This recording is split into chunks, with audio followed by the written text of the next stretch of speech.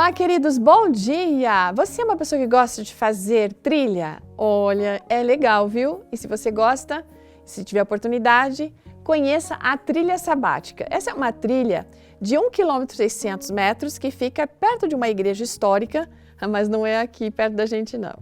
É lá na cidade de Washington, no estado de New Hampshire, que fica nos Estados Unidos. Mas, quem tiver oportunidade, né, vai poder percorrer essa trilha e encontrar 31 locais diferentes para poder descansar e refletir. Por quê? Veja, cada lugar desse de descanso tem uma pedra de granito com uma mensagem gravada.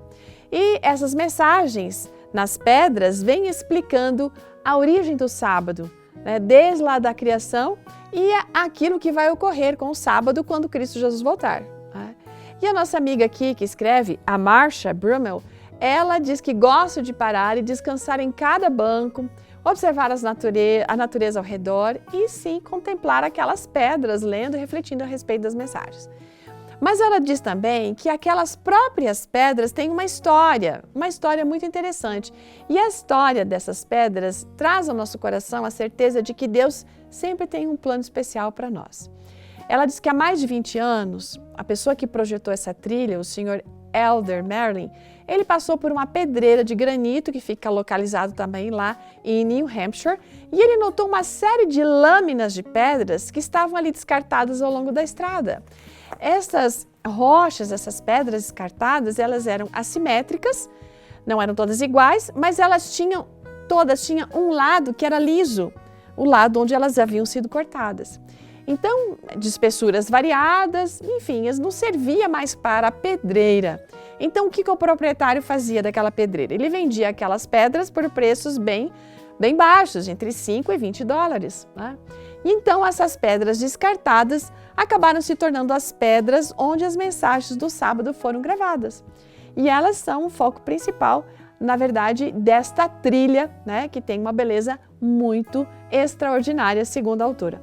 Quando ela diz que para pensar um pouco, e a gente também pode avaliar isso, sabe aqueles momentos que a gente se sente meio esquecida? A gente poderia se lembrar da história dessas pedras. Porque essas pedras foram largadas, foram deixadas de lado depois de coletadas, né? Estavam ali, mas elas foram resgatadas e se transformaram numa linda obra-prima no meio de uma floresta. Então, sabe, a gente precisa se lembrar que a gente tem um projetista, que é nosso Deus. E olhar para você, olhar para mim. E Ele tem um plano para a nossa vida. Muito embora a gente às vezes possa sentir que as pessoas não nos valorizam, que estamos deixados de lado, enfim. A gente precisa ter isso bem ciente que o Senhor também pode nos tornar pessoas melhores. Temos aquele aspecto um pouco mais árido, enfim, Ele pode nos moldar.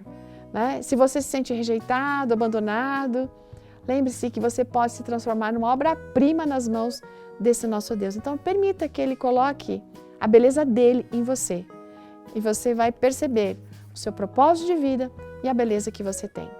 Não se esqueça disso, tá bom? Aqui em Salmo 90, verso 17, a gente lê: Seja sobre nós a graça do Senhor nosso Deus. Confirma sobre nós as obras das nossas mãos. Sim, confirma a obra das nossas mãos. Ou seja, Deus nos dá o valor porque Ele trabalha em nós e por meio de nós. Ótimo dia, até amanhã.